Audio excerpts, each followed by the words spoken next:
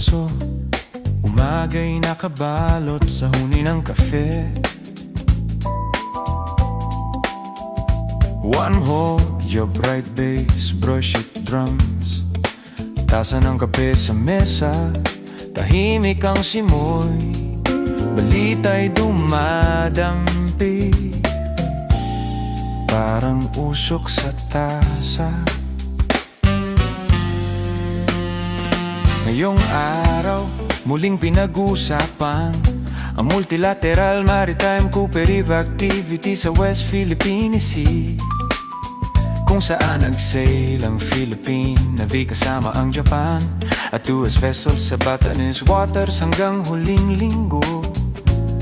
Pinatitibay nito ang interoperability ng tatlong bansa para sa maritime security at freedom of navigation. Hindi ito hot headline o malakas na sigaw, kundi seryosong hakbang sa pangangalaga ng soberanya at pagprotekta sa mga mangingisdang Filipino na umaasa sa dagat.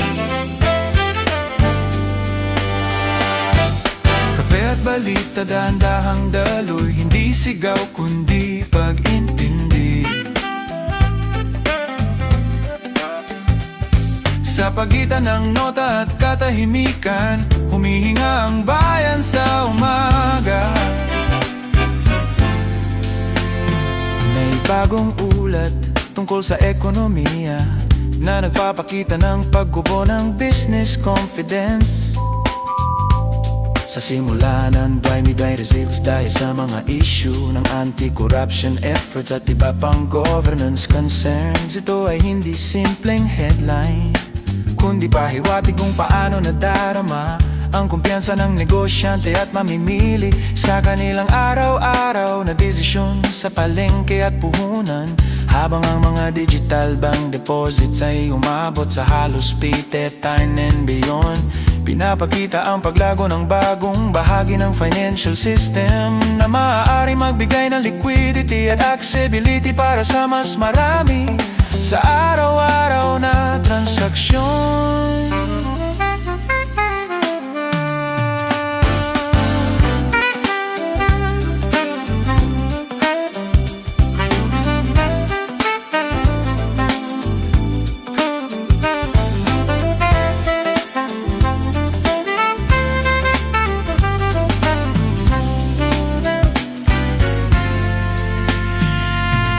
Sa iba't ibang komunidad ngayong araw may tahimik na pagninilay at panalangin.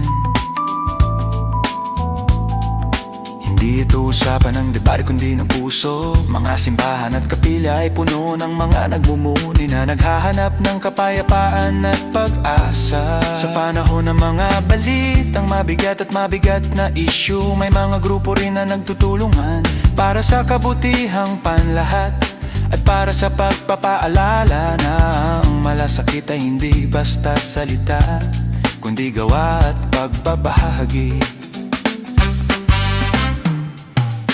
Sa esports may tahimik na ensayo sa mga low courts.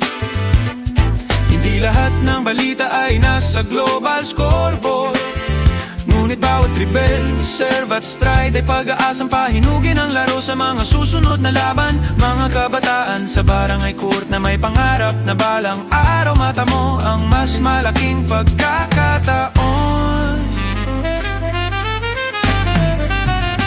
Ngayong gabi may mga palabas at performance na nagbibigay aliw at pagkilala sa talento ng Pinoy.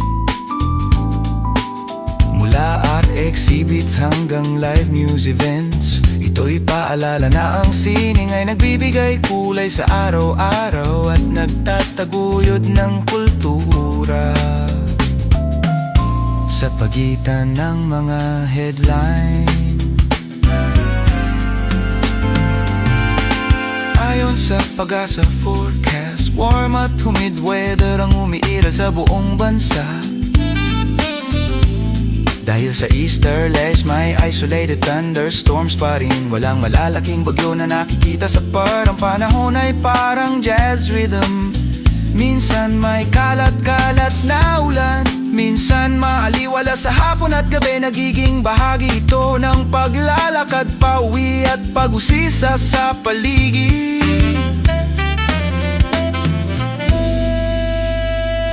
Ngayong gabi, narito ang winning numbers ng Ultra Lotto. 659, 259, 329, 41, 1201. Walang jackpot winner kagabi, pero ang mga numero ay bahagi ng kwento na mga naghihintay sa susunod na draw.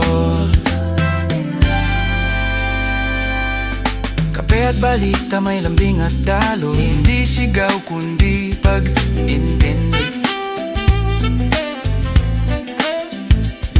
Sa pagitan ng nota at katahimikan, humihinga ang bayan sa umaga.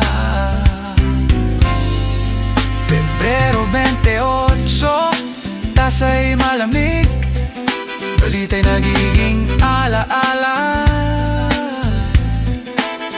Hanggang sa susunod na